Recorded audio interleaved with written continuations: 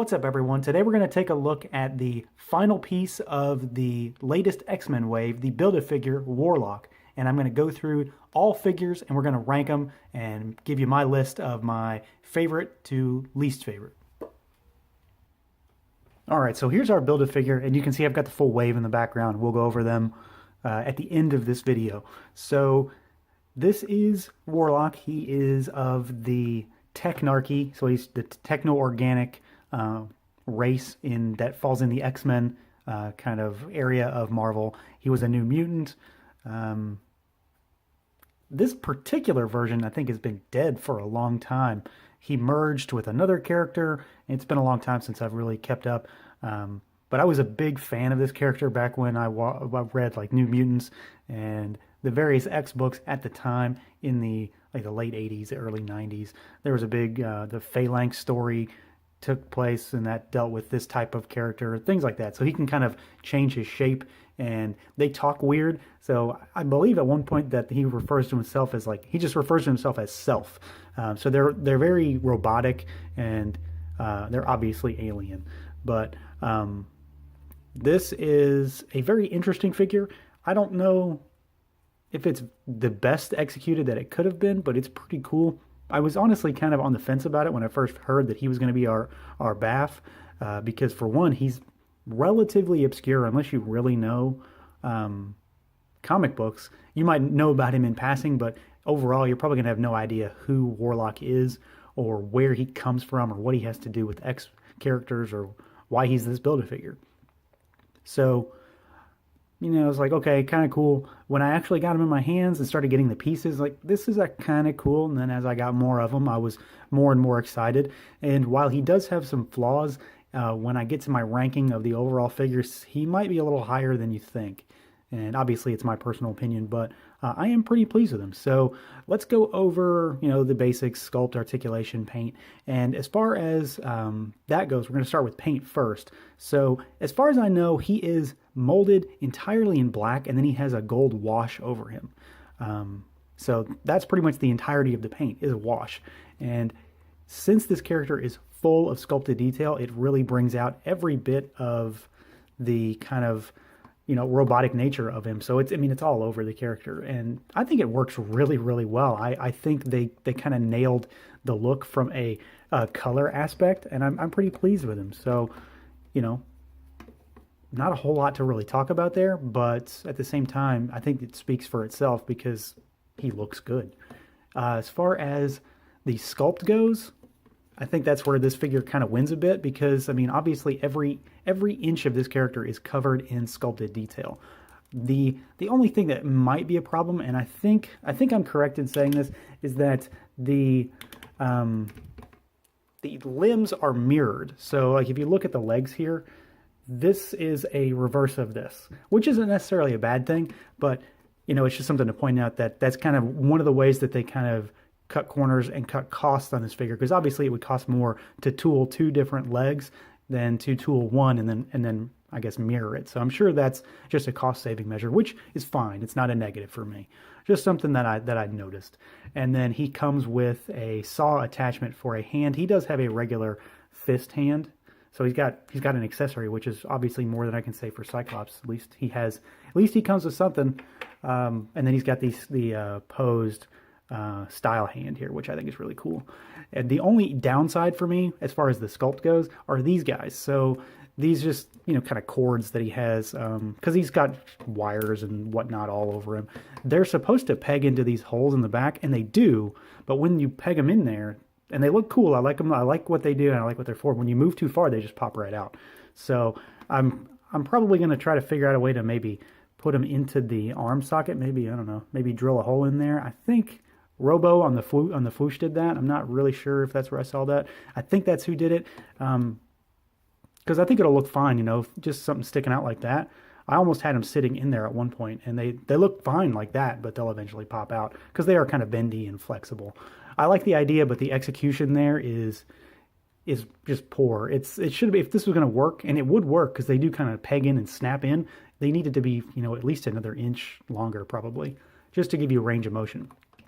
And then the head sculpt is pretty solid. These The little, I guess you want to call them dreadlocks, I guess is the best way to describe them. They're kind of flexible, the ones that poke out, and they're kind of bendy.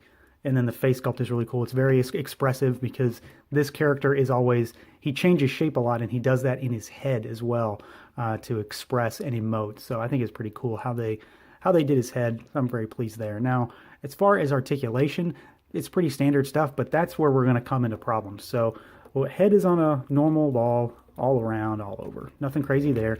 The arms are kind of ratcheted at the shoulders, and they can go up and out and all around. There is a bicep swivel, and there are double jointed elbows, but it's kind of weird because of how the hinge works. There's a hinge inside of here and then a hinge inside of here, but it almost kind of catches. So I had trouble moving it earlier, but it must have just been stuck. And then there is a swivel at the wrist on both hands. There is a waist twist or kind of a lower torso twist.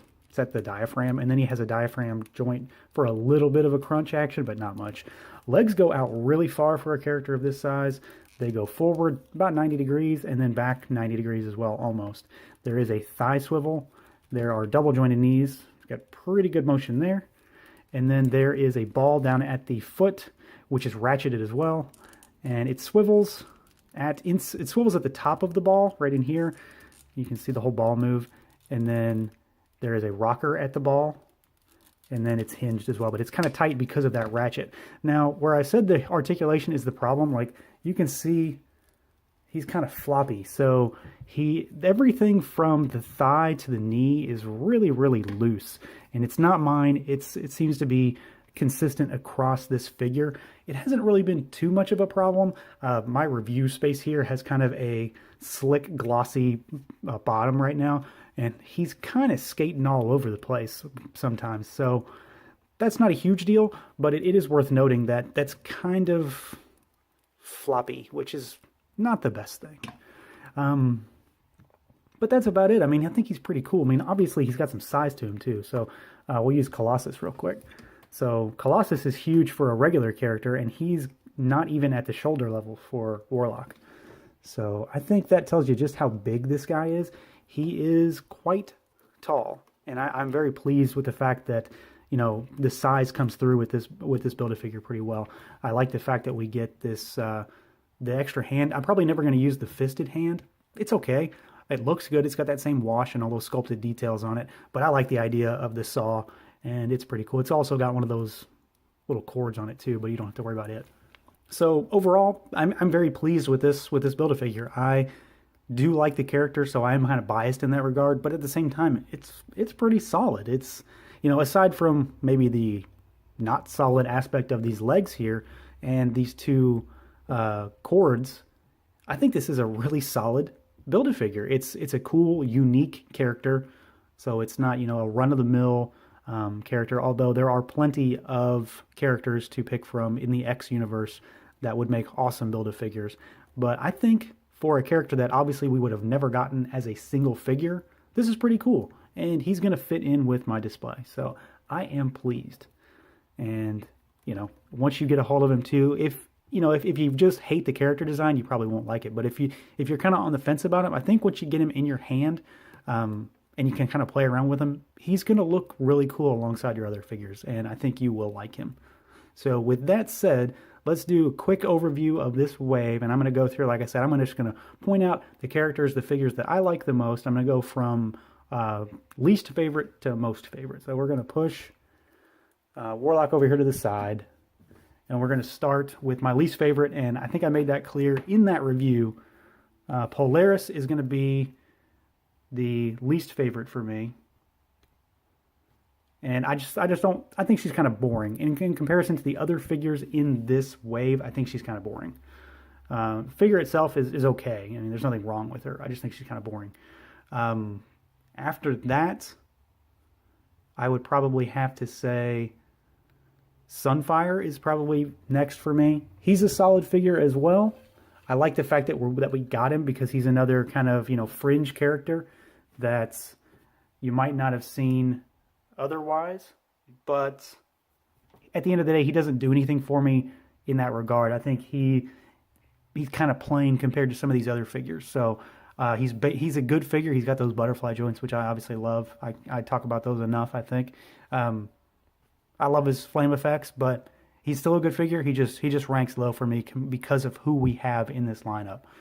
Next for me is not Cyclops, just getting him out of the way. Although after the Cyclops review I did, you might have thought that he would have been next. Next is going to be Dazzler, and that's mostly just comes down to her costume design. Like I said in her review, I prefer her later designs from like the 80s, early 90s, but I think she's a good figure. I think that her blast effect, which as I've said 100 times at this point, I don't care for those really. I like hers because it fits and it's colored in such a way that it's unique and it's cool. But overall, you know, she's kind of boring, but I like some of the things they did with her, and she's unique. She's more unique than Sunfire and Polaris just because of her design.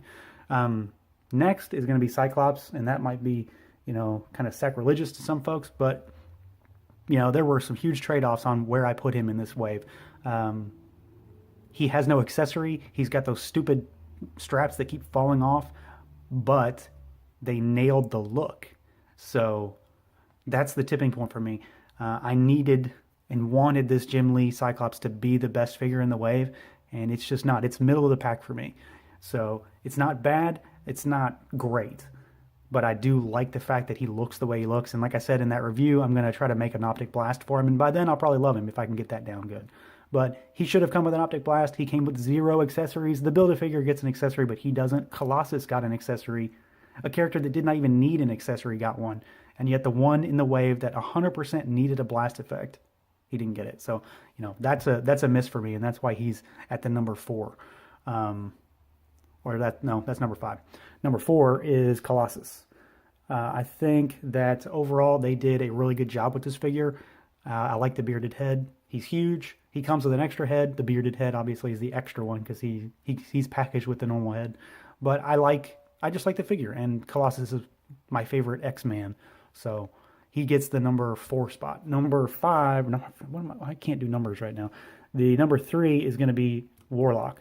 So like I said, he probably ends up a little higher than you might think, despite his flaws with the little tubes and the kind of jankiness of his legs. I really like him. I love his design, and I'm glad that we got him. So he's really cool.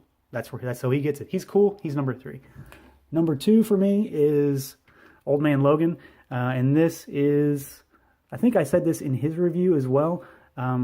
He probably, goodbye Polaris. He probably should be number 1 from a technical standpoint, but you know, this is my favorite. This isn't the best. So he is a great figure. I love everything about him, and obviously I've swapped claws out for metal ones here. He's got the cool, like, kind of hidden swivel down here to give him what's really like a true rocker in his feet. The jacket is really cool. Head sculpt is on point, and his articulation is really nice. I think he's a solid figure. But for me, number 1 is going to be, and there was never any chance that it was going to be anybody else, is Shatterstar. The figure is great. I love pretty much everything about him. The only thing that I really don't like is that they kind of gave him almost a trigger finger type hand. It's not really a trigger finger, but at the same time, he didn't really need to have a hand sculpted like this when his left hand is just fine. I love the shoulder pad. I like what they did with his braids. I love his face paint, and he is one of my favorite Marvel characters of all time. So he was going to get it. As long as the figure wasn't a piece of junk, and it's not, it was going to get my number 1. So I am overall very pleased with this wave. I think it is a pretty stellar entry into Legends. And if Hasbro keeps pumping out waves like this and the Juggernaut wave, you know, I was not really a Marvel Legends guy until the X figures started coming out. So they have obviously pulled me in because I keep buying Legends figures now. If they can keep up the X-Men figures and get these, you know, more obscure characters out like Sunfire and Polaris and hell, Shatterstar, if they can keep pumping these figures out, then they have my money for a while. So that's going to do it for this one, everyone.